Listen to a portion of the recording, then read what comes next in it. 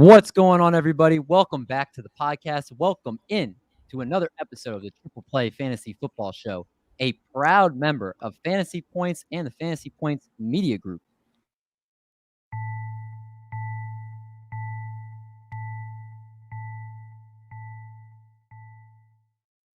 Am I the only one that when I see that, I think the metro or train is arriving? It does. It's got a little metronome quality to it. It does. Now, if you join Fantasy Points Media Group or Fantasy Points, you go to their website, use promo code 211010. You get 10% off, access to all the great tools at fantasypoints.com. And you already have that on top of the 50% discount through the rest of the season. So I never was good at math, but I think that's 60% off. So that's a pretty good deal right there. But you know me, D Mendy here, of course, joined by a guy that we sometimes call a turkey on this show. It's the Doc, Eric Mendelson. What's going on? A turkey that's been enjoying his week off of work while you were at school today. Yeah, I'm happy for you. You enjoy being lazy? Oh my gosh, it was amazing. You should try it more often. I should. Of course, also joined by a man giving plenty of thanks after seeing Washington pull out a W on Sunday against his favorite quarterback, no less. Yeah, I don't know that he's my favorite quarterback, but it was cool to see Cam do his thing, even though he still caught the L. You know, I kind of want Washington to get that good pick, but you know, we'll see how it ends up. Yeah, Washington's looking good right now, but I'll tell you what is looking good. That's a guy below me on the screen right here. You see him. There's no other way to intro this man than saying we welcome in a man that if he were a dartboard, he'd be the bullseye because this man is as accurate as it gets. The editor and ranker over at Fantasy Pros, host of the Fits on Fantasy podcast, and contributor to thefootballgirl.com. This man you might call the big cheese as he's everything Wisconsin, whether it's his Badgers, Packers, and hopefully hit the NBA champion Milwaukee Bucks. Ladies and gentlemen, the man with Braun as his picture because he slays his opponents in fantasy. The man with the gold medal next to his name in every accuracy contest. It is Pat Fitzmaurice. How's it going, man? Oh, David, I'm blushing. That was too flattering an intro. Great to join you and Eric and Brad. And yeah, I'm absolutely a Milwaukee Bucks fan. I mean, first title in Milwaukee in like 50 years. Well, 40 some if you count Marquette in like 1977, I guess. But yeah, so hopefully we can repeat that with a Packer. Well, it's not really Milwaukee, but it's a state championship. Hopefully we can get a Packer Super Bowl this year, but I don't know if I'm too optimistic about that. The injury imp seems destined to, like, it's just been hunting us all season, so it's been tough. You know, if this gets depressing, we can switch it to a basketball pod. Like that. I wouldn't mind that. You know what? I mean, Milwaukee sports, the Packers were the number one seed before this past weekend. Obviously, it was a little bit of a crusher loss. But the Bucks still decent, right? Still looking pretty good. My NBA is a little out of taste, right? These two are the better NBA guys right now. But, I mean, Wisconsin, we were talking about before the show, had a 13-0 lead. You're recording it right now. We're very gracious that you are not watching that to be with us. And Wisconsin sports are looking good. Yeah, I can't complain, man. The Wisconsin football team got back on its feet after a rough start. They just needed me not to go to games. I went to game 2 of the NL DS when we lost 3-0 to the Braves. I went to the Wisconsin Notre Dame game where our quarterback was just an interception machine. So as long as I stay away from the live action, like, we might be okay. Pat, while before we get to the show sheet, I just want your take right now. Is Aaron Rodgers a Packer next year? You know, Brett, I would have said yes, like a while ago. Like, that was kind of my upset, my hot take that he was going to stick around. But now I kind of feel like not.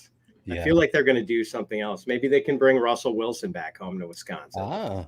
So I never thought about that. That's actually a little possibility there. I kind of did until a couple of days ago either, when I realized, like, you know, it's probably not going to be a long-term fit with Russ in Seattle. So, well, here's my second question: do you want Aaron Rodgers to be your quarterback next year? I would like it, yes. Okay, I would like it. I was a little annoyed by the whole, you know, vax thing. Yeah, I'm immunized thing. Yeah. Like, that was kind of annoying, but. You know, if it was, I'm not going to say no out of spite. Yep, I hear you. Yeah, well, we do have a full show sheet here. We got one of the best in the biz in Pat, so we're going to pick his brain on a lot of cool subjects here. We've got our Week 11 short stories, our sauce or stuffing, because we're going Thanksgiving, 2 days before Thanksgiving. We've got Bleep, he's on my bench. Our obscure tight end touchdown of the week predictions. So make sure you stay tuned for all that. After we'll go to our question of the week, which player are you most thankful for this season? And as always, we have our game of the week revealed at the end of the show. So if you guys are ready to get another episode started, then man, we're here to do it for you. Let's do it! Yeah!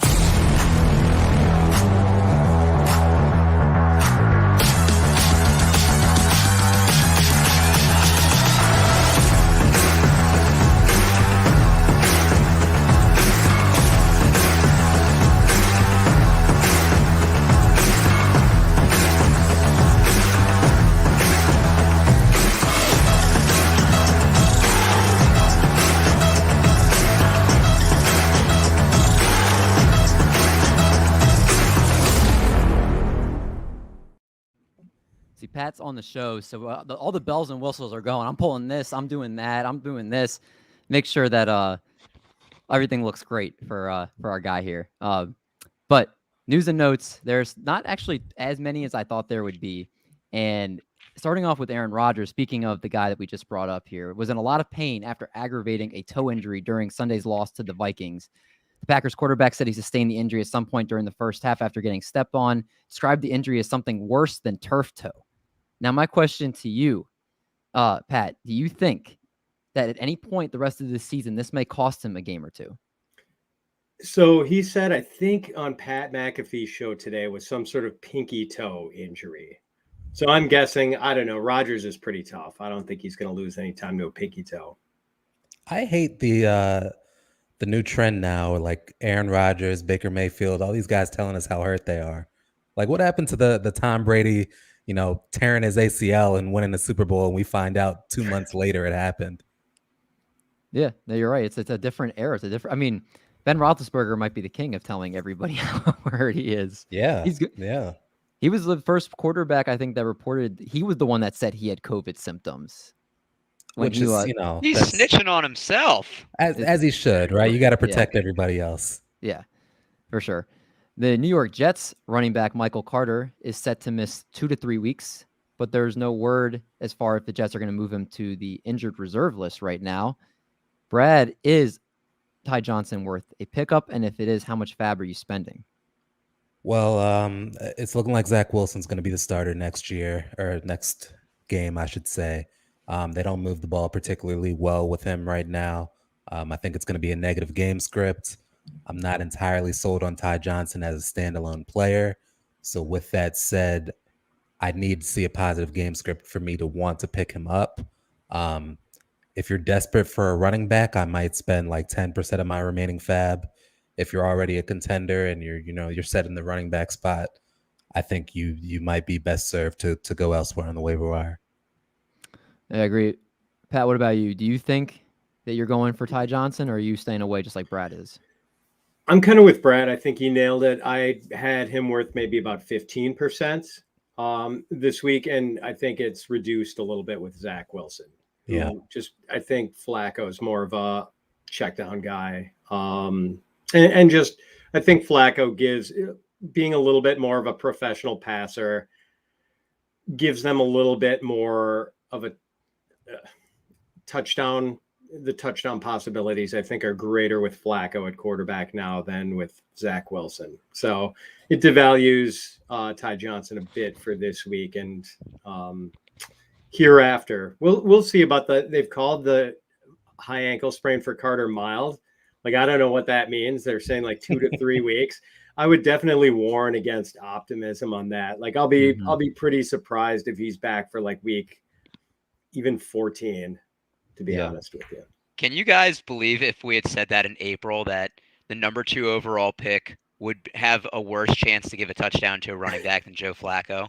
I don't know. Or Mike White. Mike White had like a 37, 39, and 41% target share, I think, in the 3 games he started. He did. So, yeah, so I mean, he was throwing or target share to his running backs, I should say. So, like, he was the one best for all of them. in the I'll passing game. say, like, I'm still bullish on Zach Wilson long term. You know, I don't know how much you can expect from a rookie QB on a bad team. You know, he's not a savior. It's not basketball where like one guy could come in and just change your whole franchise's prospects. He needs an offensive line. He needs a receiving core that's steady. He needs to know he's going to have a coach that's the same coach for the next, 3 years. There's a lot that needs to happen to have a good team. So I think Zach Wilson's got all the traits. That's why he was drafted so high. It's just, in terms of, stepping in and who can get you a touchdown, it's more likely a Joe Flacco, somebody who's been there before, somebody who's won a Super Bowl, as opposed to somebody who's got like high, potential. Right. I agree with that. Let's move then to our next one here. The Chicago Bears rookie quarterback Justin Fields suffered a ribs injury in the second half of Sunday's 16-13 loss to the Ravens. Better for the Bears going forward, Andy Dalton or Justin Fields, Doc? I feel like you go Andy Dalton, and it's not for like the conventional reasons. Like, they're not going to win this year. So you don't want to have Justin Fields get hurt potentially long term. I think you sign Dalton to that contract, you play him out, you see if he's a capable backup next year. But you're honestly rooting for the worst quarterback so that you can lose more games, which they don't seem to have a problem doing. And so that way you can get a better pick, hopefully with a new coach and GM. Doc, you are wrong. And I'm going to let Pat tell you why you're wrong, because I feel like he's going Justin Fields. I think I'm actually agreeing with Doc on this. Oh, one. wow. Yeah. Wait, David, play that noise again for yourself. So just the fact that Fields is still developing as a passer, I think at this point, not really a major upgrade over Dalton as far as that area of the game, but I think Fields looks to run a little bit more, whereas Dalton doesn't really have that as an out. Like, he's looking to throw. He's looking to deliver the ball. So I kind of think you want the pure passer to enhance the upside of some of the targets, the Cole Kmets, the Darnell Mooneys. So I'm actually kind of intrigued by Mooney this week as a play. Like, flirting with wide receiver 2 value, maybe. I think a lot of people are going to be starting him very nervously on Thanksgiving Day. Very nervously. I'm all about reps. I think the only way you can get better is by playing, even if you're on a bad team, even if the offensive line is bad. And they also need to see, like, what kind of chemistry does Allen Robinson have with Justin Fields? Like, he's going to get healthy. Or do you need to figure out, are you going to pay this guy, or is it just not worth it? Let's let him move on.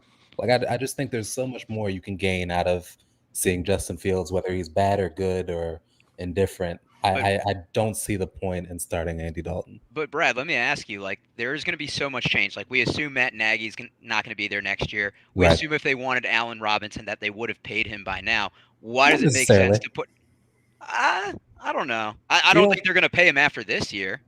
After this year, probably not. But you don't pay a guy unless you have to, And they could put the franchise tag on him. They can do this. They can do that.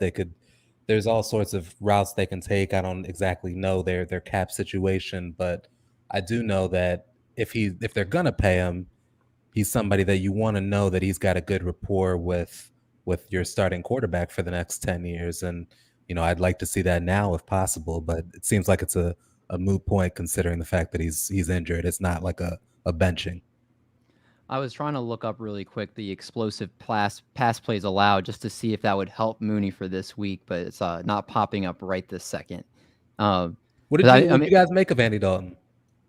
I think you drafted Justin Fields with a high pick.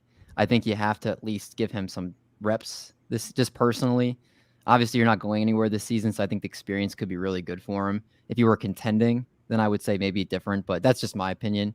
Like, I think eventually when the Niners are out of it, they'll probably give Trey Lance some snaps. Whoa, So, we're back to 500, David, okay? You watch it. So the explosive pass plays allowed, Detroit's only allowing a 7% explosive pass play rate, which I believe is 20 or more yards, if I'm not mistaken. So yeah, maybe that might, I don't know, will be interesting to see with that. Last thing we're going to get to the news and notes here. Headline: CeeDee Lamb had a concussion against the Chiefs on Sunday, did not return. Right now, his status is up in the air. I'm assuming, are you guys all assuming he doesn't play this week? I don't think so, yeah. Yeah, it's pretty rare for someone who gets a concussion on Sunday to come back on a Thursday. Very rare. So Tony Pollard, some little flexy value. Some Dalton flexy. Schultz. Yeah, Dalton Schultz. It could be some Cedric good plays. Wilson. Yeah, some good plays. Yes. This Dallas game. Is this the no doubt about it DFS game everybody's flocking to, this Dallas Raiders game? It seems like it, all the cheap options because of all these wide receiver injuries. So yeah, everyone's going with their cheap Cowboys pass catchers. Mm-hmm. Which, in typical DFS fashion, you don't want to be consensus. So it might be smart to go the other way, even though it makes perfect sense to go with the Cowboys cheap options there. But we're going to pick the wrong ones. It's going to be Noah Brown with like 120-yard game. Exactly. Oh my God. If that happens, you're just like, all right, it's not my day. That way it can happen. All right, we're going to get into our next segment here. And this one's always fun. As if I could find the button, here we go. And we like to call this one Cool Story, bro. This is our Week 11 short story. So basically, this is your 60 seconds to talk about anything you want from Week 11. A tough loss you had, you pull out a close win, someone you should have. Well, I guess that will be for later, so someone you should have played. But pretty much anything you want to say. This is your time to vent. Do whatever you want. Pat, what's your short story? All right, so I entered Monday night in a must-win game in a league where I was 5-5. Had Chris Godwin. My opponent had Mike Evans, and I had about, I think, a 4-6 point lead, maybe something like that going into the game. Got it up to 10 at one point, but Evans struck back, cut it to 3 with a late catch that gets it inside the 20. And so this game is against one of my best friends, and we're texting back and forth during the game. So Evans kind of pulls up lame on the play. Like at this point, a touchdown throw to Evans does me in. And Evans takes himself out. I don't know if it was like a hamstring, a groin or something, some sort of soft tissue deal. And he limps off. And my friend's all mopey on the text. And he's 8-2, by the way. And I'm 5-5. I'm fighting for my life. He's perfectly positioned for the playoffs. He's getting all mopey, conceding the victory. He texts a good game. Yeah, exactly. Good game. I'm like, don't do that. Don't do that. And sure enough, Evans trots back after missing one play, thinking all they have to do is throw one up for this big dude, and it's ball game. My season's pretty much trash, but I forget what happened. Next play was third down, incomplete. I think they kicked the field goal, and I wound up holding on and surviving. And now in this 4-team division, all 4 of us are 6-5 going back into divisional play for the last 3 weeks. So it'll be interesting, but yeah, that's my cool story. Thinking I was completely doomed after my friend put the whammy on me with the early good game, man. Congratulations. And then all of a sudden seeing Evans come back on the field, I'm like, oh no, man, this is going to be the worst beat I take all year. And somehow it wasn't. I was sure that was going to be a Mike Evans touchdown. Wow. I have to say, I just felt the emotions going through that. Cause wait, did he pull it out? It was a good cliffhanger. No, it ended a happy ending. And 6-5 now with the last 3 weeks of the regular season. So it's going to be all the divisional play you guys are going to have. It's going to be pretty wild. Yeah, it should be. It's going to be a fun round robin. I love that. Brad, what's your short story? All right. I'm in a 12-team dynasty league. I'm 7-7 right now, and I'm in 3rd place in my division, which is good enough to get me into the playoffs. But the person in 2nd place is 7-7, and the person in 4th place is 7-7. I have no 1st-round pick next year or 2nd-round pick. I had David Montgomery, and I'm kind of sold on this Bears offense just being bad for the next 1 or 2 years.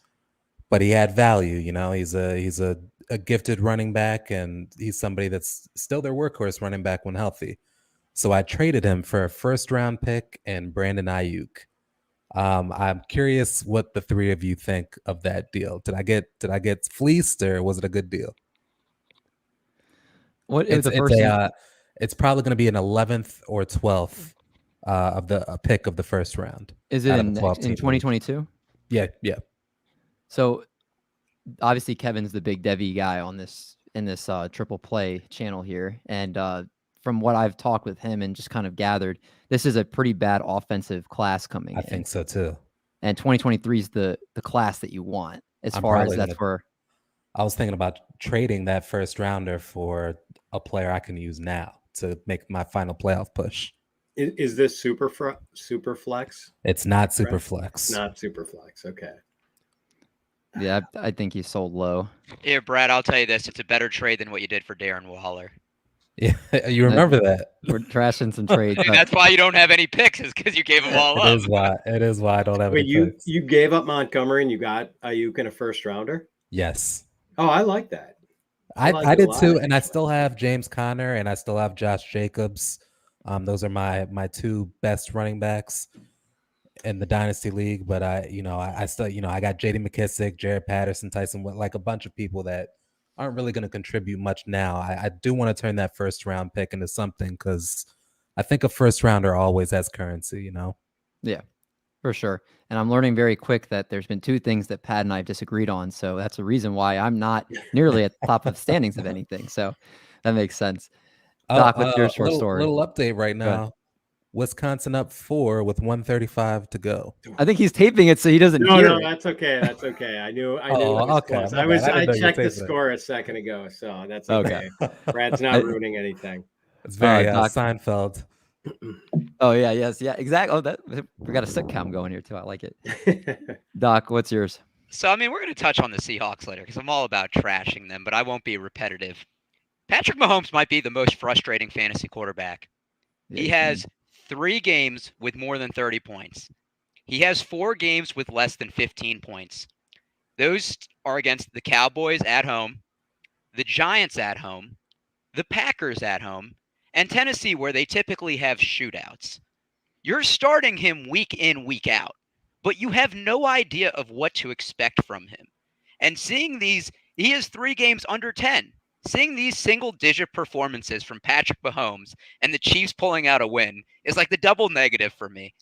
And it's not like he's injured and it's like, oh, it's a bust. It's like you're starting him each week with a healthy offense. He might be the most frustrating guy this year.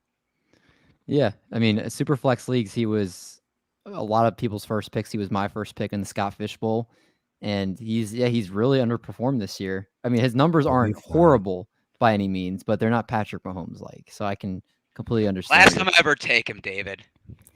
I'll build off Pat's real quick. There's not too many times I will do this.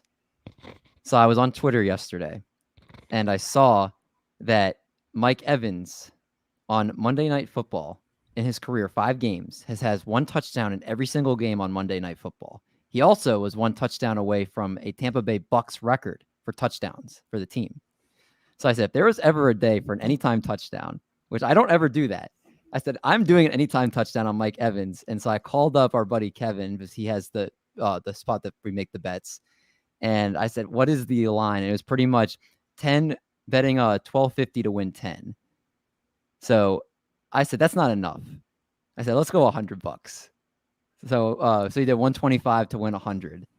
And it took till the third quarter, right when Pat's heart was getting ripped out from him. But while his heart was getting ripped out, I screamed in the bedroom while my wife was sleeping. It's like, yeah, $100. And she said, where are you taking me? So it was a good night winning $100 on a touchdown. It's a rookie mistake. Wait, David. Exactly. David, can you see now why betting is so addicting? That adrenaline rush you've had. I do a lot of DFS, so it's different. If I did that, I would be it'd be really bad. So David, welcome to the degenerate club. It's okay. We have open arms in. All right. Those are some good short stories now. Let's get a little festive.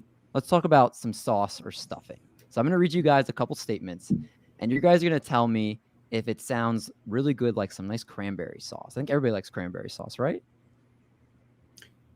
I do. I kind of like the old school gelatinous stuff out of the can. Yeah, I kind of like that stuff. I'm with that. So is it sauce? Or, of course, stuffing is really good, but a lot of times you could say it's stuffing, like it's a little extra fluff that you don't necessarily buy into. It's just kind of stuffed up a little bit. So keeping the Thanksgiving theme here, we got 5 statements. Pat, I'm going to start with you. Jonathan Taylor should be the 1.01 in any 2022 fantasy draft outside Superflex. Yeah, so I'm the University of Wisconsin guy, and somehow I was kind of arguing counter to this a couple weeks ago because of Frank Reich's unwillingness to give Jonathan Taylor the sort of load he was carrying. I mean, this was a dude who averaged like 25 carries a game over 3 years at Wisconsin. And in week 8 against the Titans in that overtime loss, Carson Wentz throws 51 passes. Jonathan Taylor gets 16 carries in a game they lose in overtime. Like extra time, how are you not putting that game in Jonathan Taylor's hands? But I think Frank Reich learned his lesson in that game. In the 3 games since, he's had 72 carries. That's more like it.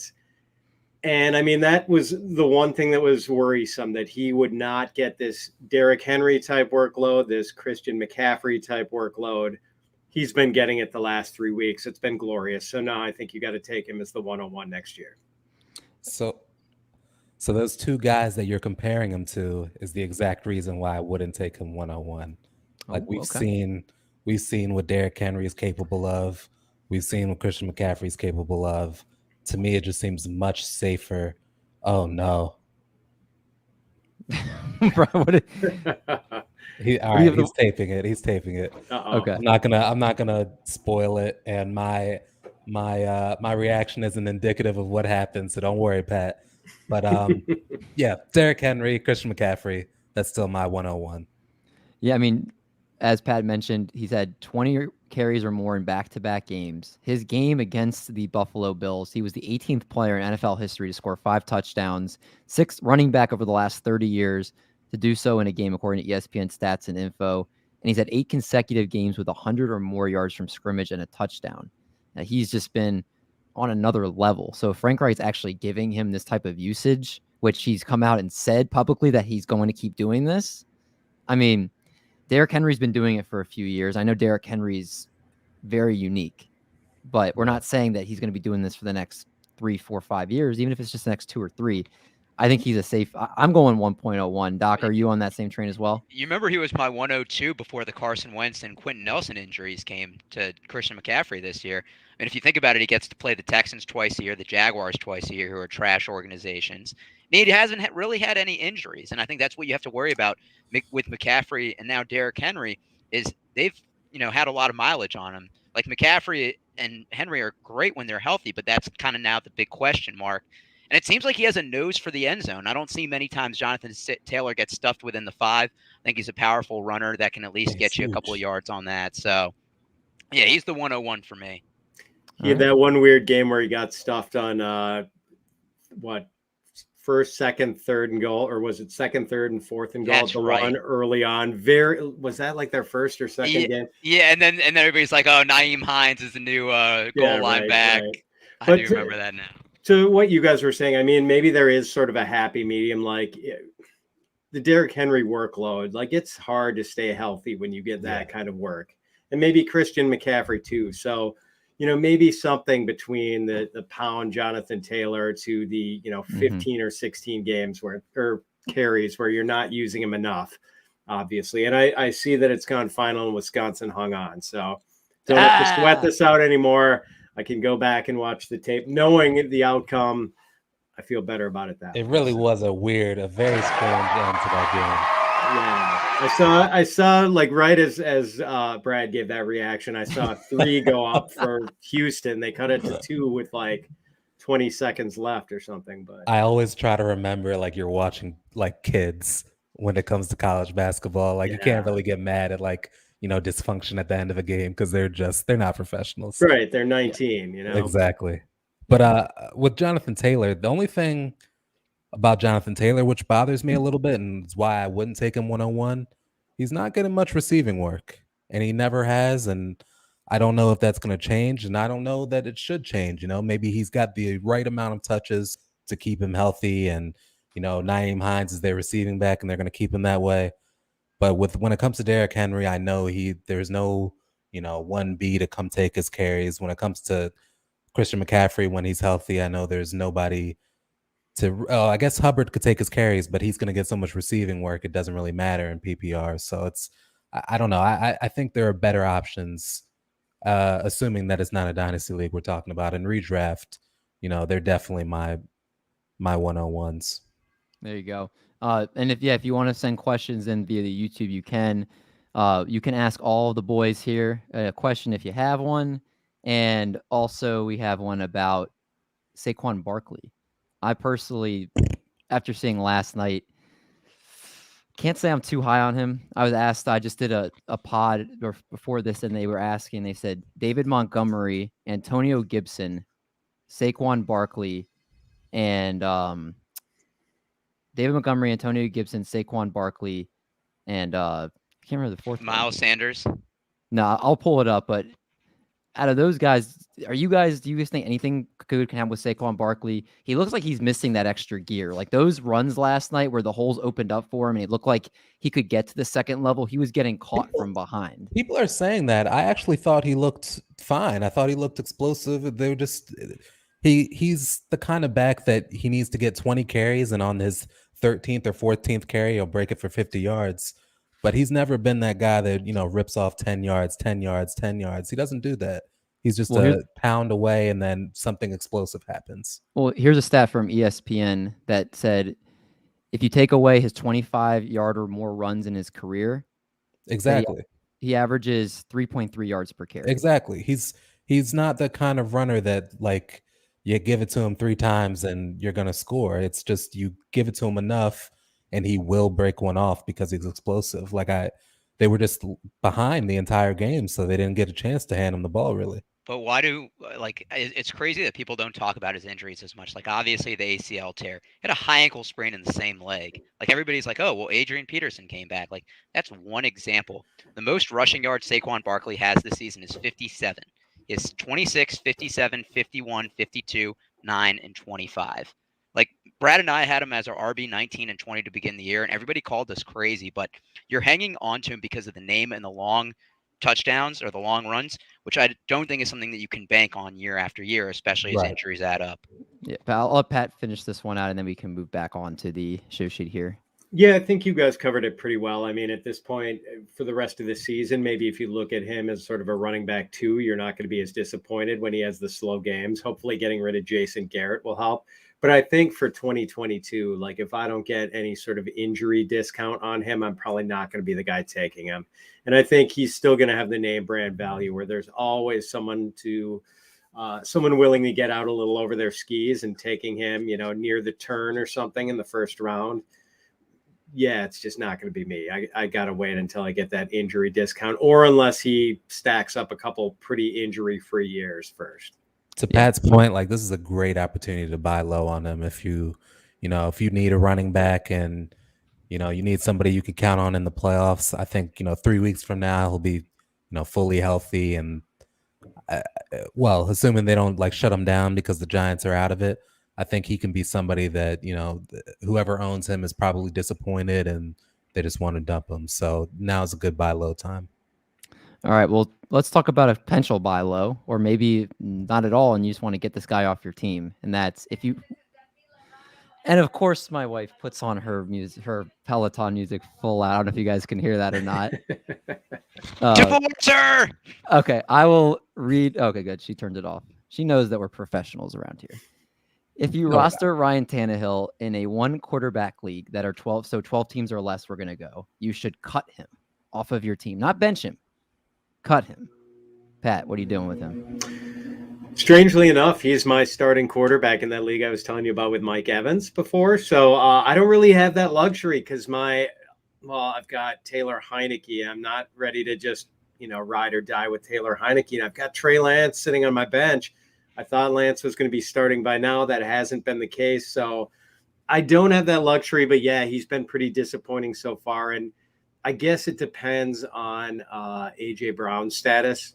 Like, I know he's dealing with some health issues. Like, I don't want him anywhere near my starting lineup. Tannehill, that is, if A.J. Brown doesn't play this week. But, man, it has been really disappointing. I think part of it is, like, that play action game is kind of where Tannehill thrives. Like, he's good with that. And when he's got Derrick Henry, like, play action is easy to pull off.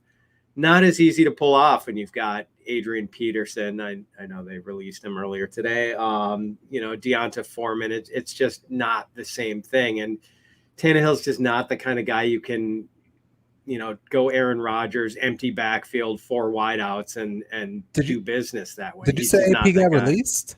Yeah, he Yeah, you did. didn't see that? Peterson. I missed that. Wow. So who is it? Yeah. Is there Foreman and McNichols back there? They're And probably going to Hilliard. try, Hilliard. probably try to get Philip Lindsay off waivers. Lindsay. I saw Lindsay got released. Could be. And Okay. and Dontrell Hilliard, I think, played like 63% of their snaps last week. So maybe they like him a little bit more than anyone thought they did going into week 11. Yeah, I mean, right now I don't think I want any part of Donta Poorman or Jeremy McPenny's or any of those guys. They're just honestly, it's a crapshoot with the running backs. But I will say, 80% of fab Jeremy McPennies that you spent. yeah, that was not a good. I really thought McNichols was going to be great, man. Yeah, I thought he was going to at least. disappointing. Yeah, but I will say just for Tannehill, according to NFL Next Gen stats, Tannehill's thrown 4 touchdown passes and 7 interceptions this season on passes of 10+ air yards. So he really is not getting the ball downfield very efficiently right now, which is something in the past with that play action that not being there. He's not taking those deep shots at the same effective level that we've seen in the past, which is obviously hurting this offense. I'm pretty sure, I don't have the stats in front of me, but I think they've been the worst offense in the league since Derrick Henry went down. Yeah, I don't even think it's the play action so much as it is just having a running game that you're scared of. Like the fact that you had to stack the box against Derrick Henry or else he was going to rip off a touchdown on you every single time. It really opens up your passing game. So the play action matters, but losing your best player is obviously, something that will make the rest of your team worse and each individual player worse as a result of that. So, right. Yeah. Well, let's talk for a team that maybe doesn't do as much play action, but likes to use their running backs. That's the San Francisco 49ers. They just churn out running backs like any other team. Now, my question to you guys, starting again with Pat here. The 49ers can support Deebo Samuel, George Kittle, and Brandon Ayuk to be all fantasy efficient and all be utilized for your fantasy teams. Now, keep in mind, George Kittle's been hurt part of the year. I believe Deebo Samuel, either he missed a game or he missed at least part of a game. I know he was a decoy in one of the games he played in. And Brandon Ayuk obviously was not effective early on in the season and now recently started to get usage. Deebo Samuel in his last game, if he doesn't rush for almost 80 yards, is pretty much useless. So is there a way we can have all three be fantasy relevant, or are we basically looking at, hey, like it's kind of like the it's not like the Rams, but where it's just like a week-to-week thing for each guy? What do you think, Pat? I'll give you the cranberry sauce answer, David, and say they can be relevant, I think. I mean, of course, you're going to have misfires every now and again, as happens with, we saw it early in the season with the Buccaneers with Godwin, Evans, and Antonio Brown. Like 2 of them would fire and 1 guy would have kind of an off game. And maybe it's going to be like that. But as you mentioned, they don't throw to their running backs that much. And, after those 3, it's Mohamed Sanu or Juwan Jennings. So there's really no one else. Trent Sherfield. I don't think Trent's had a catch since like week 4. Wow. It's been a long time. I can't remember. Is out of the doghouse. He is out of the doghouse. Maybe Trent Sherfield has taken his place in the doghouse. But yeah, that whole Ayuk thing, like there needs to be a documentary about what happened because he was so good as a rookie, and then he's been good again the last few weeks. And the early part of the season was just so dismaying if you had him. And it was one of those things like there were people who took Robert Woods over Cooper Kupp this year. There were people who took Brandon Ayuk over Deebo Samuel this year. And I was one of those guys in at least one league. So, yeah, it was puzzling why he disappeared for so long. Doc, I'll let you answer this one before we'll do one more after this. What are your thoughts as the 49ers fan on this podcast? I'm putting on the 49ers hat for this segment. So to answer your question, Pat, Kyle Shanahan has an ego. What he does is he trades up for people, makes it feel like they're welcome, and then benches them to basically say, hey, look, I'm the boss here. Like he did it. He metaphorically puts his balls on the table. It's like a pickup artist. Yeah, Trey Sermon, Trey Lance, Brandon Ayuk, all people he traded up for and then benched at a certain point. I'm going to say no, and it's stuffing, David. So Deebo had 9 touches for 94 yards. He's had 13 carries the past 2 weeks, but he had 6 carries the first 8 weeks. So his usage as a running back is kind of iffy, especially when Elijah Mitchell's full health. You never know if it's going to be a Kyle Juszczyk game if they use Trey Sermon more. The 49ers attempted 22 passes against the Jaguars. As mentioned, we are a run-heavy team, but we're a team that kills the clock. Our first drive against the Rams was a 13-minute, or the first drive against the Jaguars was a 13-minute and 5-second drive. Against the Rams, our first drive was 11 minutes and 3 seconds. The second drive was 7 minutes and 52 seconds. So about 2 of our offensive possessions were a third of the game clock, and that's Kyle Shanahan's strategy, is to really grind the clock out. So you're not going to have as many possessions and higher scoring games like you'd expect with more explosive offenses. We're efficient, but it's going to be probably 1 or 2 people that are fantasy relevant. Okay, fair enough. Doc, we're going to do one more. And just because I know you've been wanting to talk about this for a long time, I'm going to start with you for this one. Yes. And the stuff or the cranberry sauce or stuffing is the Seattle Seahawks should undergo a full reboot this offseason, which yes. I go. The floor is yours, my man. Go ahead. Talk about it. Like, here's the thing. We all realize what a bad head coach Pete Carroll is now. He's just had Russell Wilson. No, he's awful. Russell Wilson has literally covered up his mistakes for years, and because he's been durable.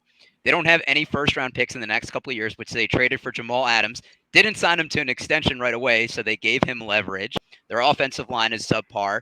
Chris Carson might not play another down in the NFL. They play cover 2, so teams just throw underneath. Like, Russell Wilson, Metcalf, and Lockett are probably one of the few people in Bobby Wagner that have value. If Russell doesn't want to be there, trade him while he's still somewhat in his prime. Get 2 firsts and a second as a beginning asking price and go full rebuild. Get rid of Pete Carroll and start out with a new regime. Mic drop. All right. Fair enough. We don't think we have to add anything to that. I'm sure we all agree that or maybe we don't all agree that Seattle is definitely in trouble. There probably has to be some changes there. They're just a very interesting roster. They need to whack Schneider for sure, the GM. I mean, that Jamal Adams trade was just, oh my God. Like, it was so awful at the time. I remember, I think I was like hitting balls on the driving range when that trade came over, and I was just like, I had to stop. It was so bad. I just like had to process what was going on. Like, texted my cousin up in Seattle, like, did they really just do that? Like, he was like, yeah, a lot of Seattle fans are kind of pissed. Yeah, he's a blitz boy. He's a linebacker that plays safety. Right. Like, get him in coverage, and he's just completely overmatched every time. With his interception last week, he now has as many as Vince Wilfork for his career. I saw that. Yeah, that's pretty funny. All right, let's get to our next segment now. This one's always a fun one. And the name of this segment is called He's on My Bench. All right, so this is a roster decision that you made. Hopefully didn't cost you your matchup. But when you saw it, you're like, you said that, he's on my bench. You wish you subbed him in. Pat, did you have any of those circumstances? I totally had one in the Scott Fishbowl this week. So I spaced out. I'm just way over my head with how many teams I've got this year. So somehow I left DeAndre Hopkins in my starting lineup. And like, the next man in for me would have been Marquez Valdez-Scantling. But luckily, so I made this screw up on Sunday, but I had pretty much already won my game on Thursday because my opponent had like Matt Ryan, Mike Davis, like Russell Gage. He just had like this horrible potpourri of guys from that Patriots Falcons game, and he had like 8 points out of 4 guys on Thursday night. So I would have had to really screw up not to win that game, and luckily I did. But you know, if I miss the playoffs in some points tiebreaker, I'm kind of skirting the edge of the playoffs at like 6-5 with, just I think barely in based on points. So if I wind up missing the playoffs by like 10 points or something, I'm going to be really upset. Brad, did you have any of those moments? I had a pretty successful week. I think the only thing that happened to me was that, as Eric mentioned, I kind of traded the farm for Darren Waller earlier this year, and I've just started him religiously since that. But I also have Zach Ertz and Mike Gesicki on the team, and I could have had Zach Ertz give me 20 plus points, but instead I went with Waller. But I still won, so it's all good. I'm not complaining. If you win, that's what that matters at the end. Exactly, Unless obviously points into being the tiebreaker. But yeah, Doc, any real quick ones you want to say? I mean, I made most of my right calls except Mac Jones on my bench over Patrick Mahomes. I don't think you're switching that. And I made some calls that players that got higher points, but it wouldn't have impacted my matchups. Lost by 10 points to Brad in one of our matchups, which was not cool. And is it because Lamar got COVID right before, or not COVID, he got illness right before the game, and I put in Derek Carr instead. Derek Carr got 8 points. So that was very much a stinker right there. That's more than Mahomes got, by the way. Oh, that's true. All right, let's go to our next. Shots. Yeah, you are. Hey, Mahomes hasn't done anything beneficial for me. All right, we're enough of the Mahomes slander. I will not stand for this anymore. I've sat down long enough, and I will not do any more Mahomes slander. We're going to now our obscure tight end touchdown of the week, and this is a call you are making for ESPN leagues, 50% or less owned. ESPN seems one of the more standard sites for it, so that's why we did that. And 50% or less. So you have to make your call. Who's scoring? Who's getting in that nice little box area in that end zone this week? Pat, who's your call? All right. So I'm not on any ESPN leagues. I had to check this with CBS. So is Austin Hooper under 50% rostered? I will double. Yes. That was who I was going to pick. Okay, you're on the same page. All right. So, yeah, I got to go with Austin Hooper. I mean, with the depleted state of the Browns wide receiver core, I mean, even Jarvis Landry is banged up now. We don't know if Donovan Peoples-Jones is going to be ready to go. So much of their passing game, what there is of it, is funneled through their tight ends. And tight ends have kind of been beating up the Browns a little bit this season. So it just seems like there's an opportunity for Hooper to get the stealth touchdown this weekend. And Brad, you picked him too, so you want to add on anything? No, he hit the nail on the head. I agree, all the same reasons. He's only 21% owned. Baker's, apparently so hurt. He's got to tell everybody about it and tell the fans to stop booing him. So I don't anticipate, we're going to get some huge air yard statistic from him this week. So I think hitting the tight end in the flats and in those middle type routes is going to be most likely. So I think Austin Hooper's got a good shot. Doc, who are you taking? He had 0 targets last week, and that's Dan Arnold. Doesn't have a touchdown this year. Think about it. He hit an all-time low. That's a good pick, Doc. And just I haven't hit one on the year, so it's not a good. Yeah, pick you're yet. pretty bad at this game. I'm just trying to be obscure, but I think now I'm going back to the traditional route. But it's like a stock. When it hits a low, it has to bounce back up, and he's going to bounce up by getting the touchdown. Exactly. I'm going the never-ending just headache that is Evan Ingram. And it's nothing to do with Evan Ingram. It has to do with the situation. Right now, you have Kyle Rudolph questionable for this week with the ankle injury he just suffered. And he gets to go against the Philadelphia Eagles, who right now give up the most fantasy point to tight ends. Now, keep in mind, they've given up 99 targets to the position. The next closest is 92 targets. They've given up 81 catches to the position. The next closest is 67 to the position. They've given up, tied for the league high, 9 touchdowns, 19.6 fantasy points per game. The Chargers are second at 17.1. If he's the only trick in town, or the only pony in town, who knows what the expression is. But if he can't score against the Eagles this week, if Kyle Rudolph doesn't play, it's not happening for Evan Ingram. So I think he's got to be the guy for me this week. All right. Now it is time for our question of the week. And, of course, we are sponsored by Monkey Knife Fight, but you know the deal. New depositors get 100% instant deposit match up to $100 using promo code TRIPLEPLAY, and I implore you to do so, and I don't even use that word. So please sign up, and it would make me very happy. It's true. David's a PE teacher. They don't have big vocabulary. Yeah, and I will just say, because I didn't plug earlier, if you enjoy Triple Play Fantasy, make sure you check out the YouTube channel. You check out the website, tripleplayfantasy.com. You check out the everything we got going on here. But I will tell you, on an ideal morning, the sun would be shining, the birds would be chirping, and I'd be grilling me some eggs. But some days are not going to be ideal. Some days grilled you wake eggs? Huh? You said grilled eggs? I'll be grilling up some eggs on the pan. So some days, all right. Some days you wake up and a tree has fallen on your house. Other days you might wake up and your dogs attacked the mailman and did $3 worth of damage. Or sometimes you have to hop in the car and rush to the store to get the last bottle of sugar-free syrup. So when an emergency strikes and you need to find your zen, it's nice to have something that you can put in your ears and listen to on the go. And if you're looking for a podcast that does that, and you want to make sure you can put on, especially if your girlfriend's water just broke, calm her down, put on Triple Play Fantasy Podcast, because I'm telling you, We might just change your life. Okay. We're drug testing you, David. Yeah, that was absurd. All right. Our question of the week. Doc came up with this week's question. And his question, of course, fits the Thanksgiving theme. Which player are you thankful for this season? This could be someone you've rostered that's won you a bet, DFS money, just someone that's carrying you in your season-long leagues.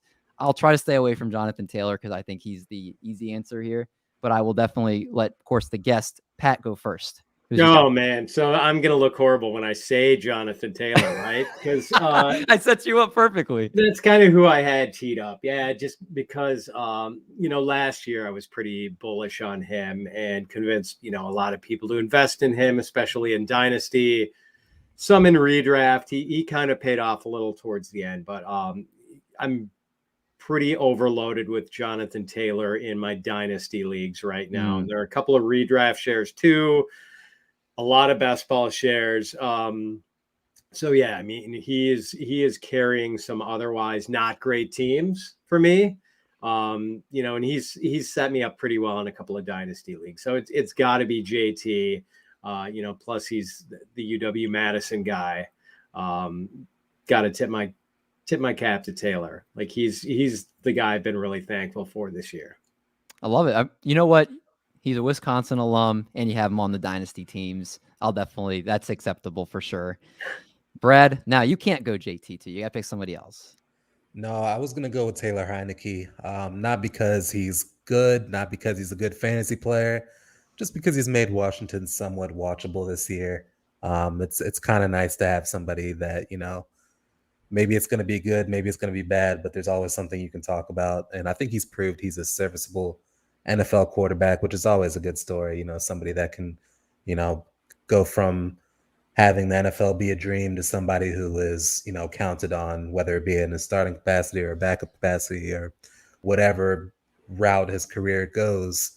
There's no question that he belongs in the league. And I think that's a fun story, and I'm thankful to have him. Doc? For me, it's Dalvin Cook. I placed a prop bet before the season started of Dalvin Cook under 13.5 rushing touchdowns. It's a high number to hit for a guy that's injury prone. And man, he's not going to hit that. So nice little bit of cash in my pocket at the end of the season. How many touchdowns does he have right now? He has like 4. And be careful. Did he have 5 against or maybe it was 4 against the Packers in a game last year. So you know what though? I already counted it as a dub. It's going to be the ultimate whammy if I end up losing, but I don't anticipate it. So thanks, Dalvin. All right, so he needs 10 more touchdowns, and what is it? There's 7 games left. Something like that. Something like that. Yeah. Okay. I'm gonna look while you tell me yours, David. Okay. I'm thankful for DeAndre Swift, and I'll tell you why. Because my Scott Fishbowl team, I had the first pick. I took Patrick Mahomes, and on the way back, I wanted one of Cam Akers, got taken. Then I wanted Clyde Edwards-Helaire, got taken. Then I wanted Najee Harris. They all got taken right in front of me, 3 straight picks. So I settled for DeAndre Swift, who ends up being a rock star. Because the rest of my team is Allen Robinson, like Stephon Diggs, who was pretty much doing nothing. Myles Gaskin, pretty much just throwing all these darts didn't hit. And so we're on a 2-game winning streak. We're 2-9 now. So we're doing better. We're picking up the train here. We're doing well. That's definitely by far my worst league and like you, Pat, I'm sure you're doing twice or 3 times as many. I'm in 15 leagues this year, and I've never done more than 3 before this year.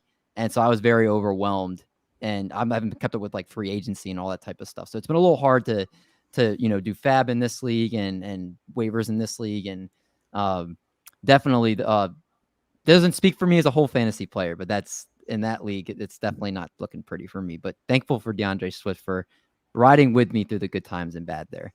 All right. Last segment of the night, and that's going to be our game of the week. All right, Pat, where's that from? It is Price is Right. Yeah. Okay. All right. I like it. Oh, there's a bonus one. Play Super Friend. Yeah, I mean, I was. Come on, I used to play sick a lot when I was a kid, so I could stay home and watch game shows. Do you know what this is from? I should know, but I don't. Super Friends. Oh, okay. Of course. I should have known that. Is that the Wonder Twins sound when they activate their powers? I think the Wonder Twins is more like a thunder pinch power. It was like or something like Okay. that. But you're on the right track there. You're right in there. All So right. I will accept that for us. All right. Our game of the week, real quick. Doc is hosting. What are we playing? So, I mean, you guys probably guessed we're sticking with the Thanksgiving theme, and we're fortunate that we have a couple slates of games on there, and usually the best player gets the golden turkey, or they eat turkey at the end. So we're gonna go through the past 5 years, and I'm gonna give you guys multiple choice, and you have to tell me who scored the most fantasy points out of these 4 players. Now, all of these 4 players were the top performers, but obviously you have to give me the number one. So we're gonna start with Pat, then David, then Brad, and then rotate, and then I have a tiebreaker question. Sound good? Wait, Let's can do I it. get clarification, Doc? These guys scored the most in a single game or over this? On Thanksgiving. Okay, all right. All right. So number one, we're gonna go back. Is PPR? PPR scoring. Good question. So we're gonna go to last year in 2020. So your options of who scored the most points: Antonio Gibson, Will Fuller, Deshaun Watson, or Amari Cooper. Oh man. Do I start? No, Pat starts. Okay. I always have you start, David. Was it Amari Cooper? David? Do I ride Pat's answer or do I go different? I think I'll say Antonio Gibson. So I think he did it against Dallas and he crushed Brad. Dallas last year. I remember Gibson going off against Dallas for like 3 touchdowns or something like that. I'm gonna go Gibson for like 30 points. It is Antonio Gibson. Amari Cooper was Will Fuller was a very close second. It was actually decided by less than 2 PPR points. So David and Brad on the board with 1. We're gonna go back to 2019. Pat, you do know if I beat you in this is going on my resume. And I had Antonio Gibson in a bunch of leagues last year too. I should really remember that. Shameful. All right. So the next, we're going back to 2019. Your options, and Dave, we're starting with you. Kenny Golladay, Mitch Trubisky, Josh Allen, or Dak Prescott.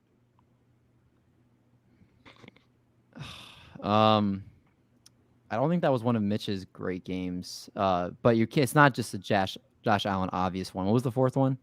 Dak. You know what? I think you're throwing me off. I'm gonna say Mitch Trubisky. Okay. Brad. I'm going Josh Allen with this one. Okay. And Pat. It's probably anti-chalk to take the quarterback, but I know Kenny Golladay was playing with David Blau that game, and I think he had 2 touchdown catches. I'll try Golladay. Galladay it is. That's good memory. Yeah. I mean, all these guys had good fantasy games, but Kenny Galladay's was the best. So we got a 1-1-1 after 2. How Brad, many did you have? We have 5, and then I have a tiebreaker. Okay, I gotcha. Brad, we're going back to 2018. Your options: Julio Jones, Dak Prescott, Amari Cooper, or Drew Brees. I'm gonna go with 2018. I'm gonna say Amari Cooper. Okay. Pat? I want to say Breeze. I remember having to make a drive listening to that game, and I want to say Breeze lit it up pretty good in the night game. Okay. And David? I was gonna say Breeze as well. If I remember correctly, his family joined him when he got the turkey at the end, whatever it was. So it's Amari Cooper. Drew Brees had 4 touchdowns that game, but he only had 150 passing yards. So that's probably why you remember him tearing it up. So Brad's got 2. David and Pat have 1. We got question 4. We're going back to Pat to start. 2017, the options we have are Marvin Jones, Keenan Allen, Jamison Crowder, or Kyle Rudolph. Marvin Jones. Okay. David? He said it with such conviction. It has to be Marvin Jones. And Brad? Kyle Rudolph seems so out of place that I'm going with Kyle Rudolph. You guys are all wrong. Marvin Jones did have a great game, but it's Keenan Allen. You know what? I was gonna wow. say Keenan Allen, and then when he said it like that, I was like, oh. Marvin, that was a Marvin Jones 2 touchdown game, but Keenan Allen had an insane game that day. Yeah, I'm So- trying to think of which. There was a Vikings cornerback that Marvin Jones, one of the good. Was it Xavier Rhodes?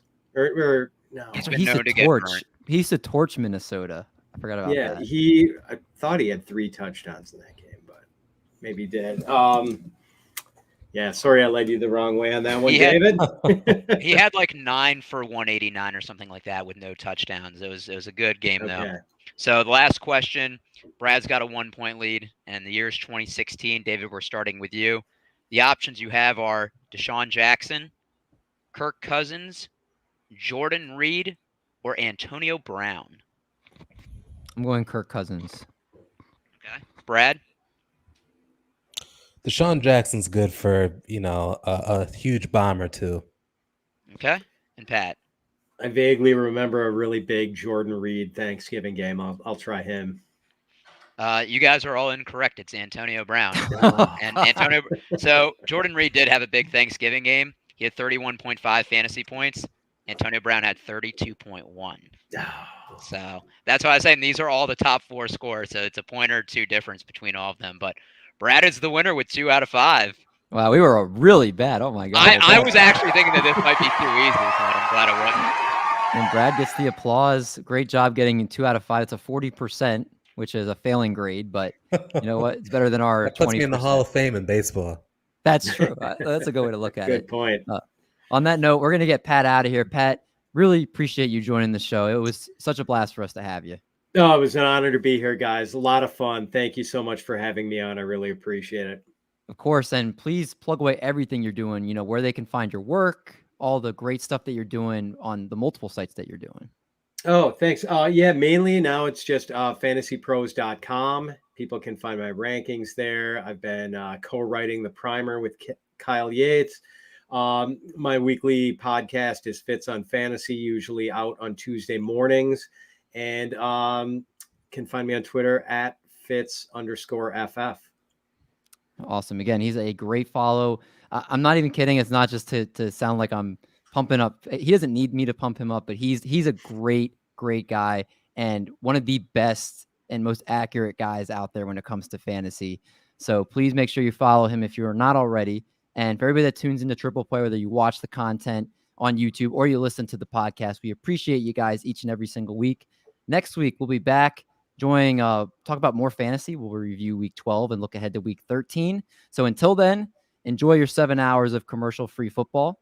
And we're going to make like a bread truck and we're going to haul these buns. Catch you guys in the next one.